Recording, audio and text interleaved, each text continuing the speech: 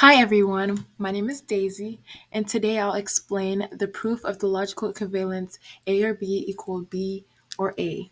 Now, this basically means that the order of terms in a logical or statement doesn't matter. It's commutative like addition in arithmetic, if that makes sense. So, a clear explanation of the commutative property of or disjunction is what I'm going to prove to you for today. Now, I'm going to briefly explain the proof goal. Introduction to logical equivalence. Now, what are we proving? Logical equivalence occurs when two propositions yield identical true values across all possible scenarios. Logical equivalence means two statements are always true together. Now, A or B equals B or A, the order doesn't matter for or. And now we go to how we prove it. How do we prove it? Understanding logical equivalence is vital for accurate reasoning.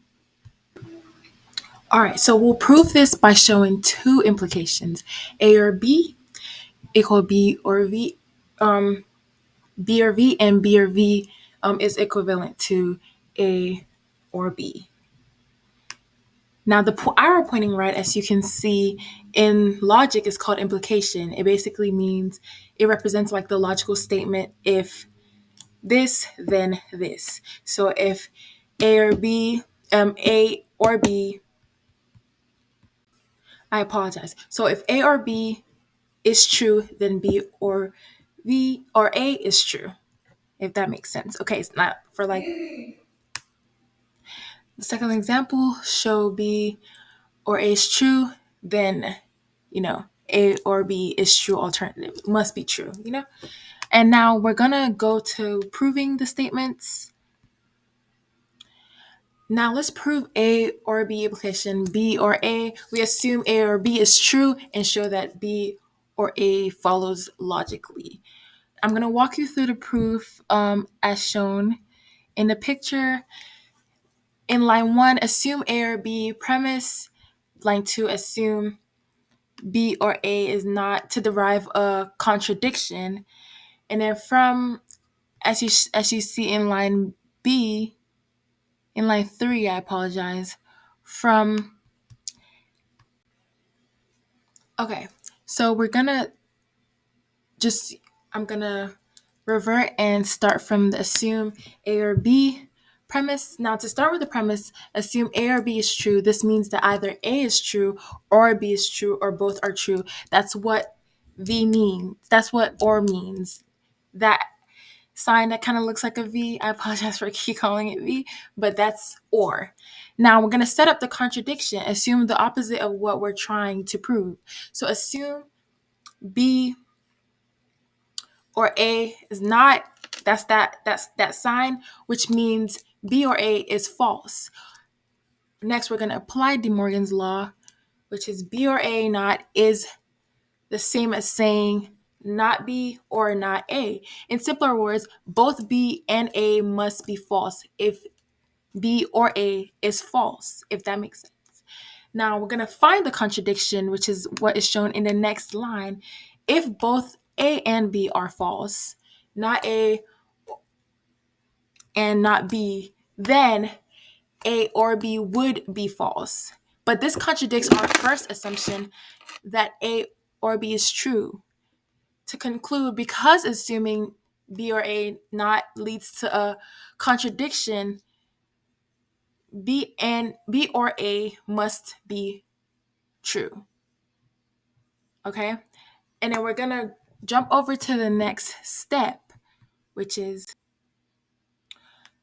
now the next step, proof of logical equivalence. Let me go over to that next step. Give me one moment. Understanding logical symbols. And so for the step 2, as shown in the picture, we're going to prove B or A, implication A or B. Now, we start with the premise just like we did. Assume B or A is true. This means that either B is true or A is true, or both are true. Set up for contradiction, assume the opposite of what we're trying to prove again. So assume A or B not, which means A or B is false. Apply De Morgan's law. A or B not is the same as saying not A and not B. Do you see how I switched that over a little? So now that symbol you're seeing, that's the opposite of that V look, is and. Okay? And so that's one of the steps in proving B or A implicates A or B. Okay? Now apply De Morgan's law. Let me see. I think we did that. So in simpler words, both A and B must be false if A or B is false. Now we're going to find the contradictions. If both A and B are false, A not A and not B, then B or A would also be false. But this contradicts our first assumption that B or A is true. And to conclude, because assuming A or B not leads to contradiction, A or B must be true. Okay? So I know we've also been hearing a lot of me saying not. That symbol that kind of looks like a dash and then is pointing downwards, commonly called not, in logic means negation. So just in case you've been hearing that, it's just used to indicate the opposite or denial of a statement. So like if a statement P is true, then not P or negation P is false. And if P is false, then negation P is true, for example. Okay. Now this slide is basically called putting it together, concluding the proof. what we I'm just going to summarize what we did. Basically, we proved two important things. If A or B is true, then B or A must also be true. If B or A is true, then A or B must also be true. And what does that mean? So A or B implicates B is equal to B or A. They are exactly the same. Imagine, kind of flipping the order. Imagine flipping the order and then or doesn't change anything. Like how 2 plus 3 is the same as 3 plus 2 in math.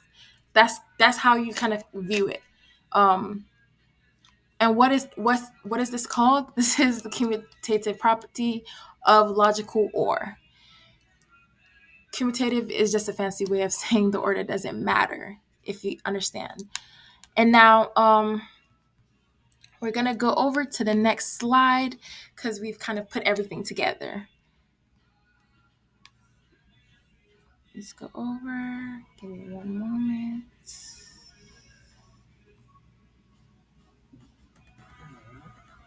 Okay, so real world application. Why does it all matter? Why should we care? It basically simplifies logical expressions. When we work with logic, switching the order can help make things easier to solve or simplify. For example, A or B or C is the same as A or B or C, but like like A or B in one bracket or C is the same as A or B and C in a bracket, if that makes sense. So using is just useful in programming. Encoding logical or often checks conditions. And it's also used in circuit designs. Logic gates and circuits use the commutative property to make designs more efficient, as you see in the diagram right there.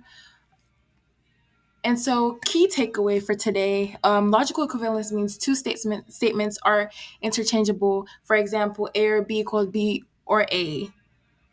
Commutative property of or helps simplify logic. It doesn't matter which order you or things in, if that makes sense. Um, so, learning logic isn't just about solving problems. It's basically about understanding how to think clearly and communicate your ideas. So with that being said, thank you so much for listening and have a beautiful rest of your day.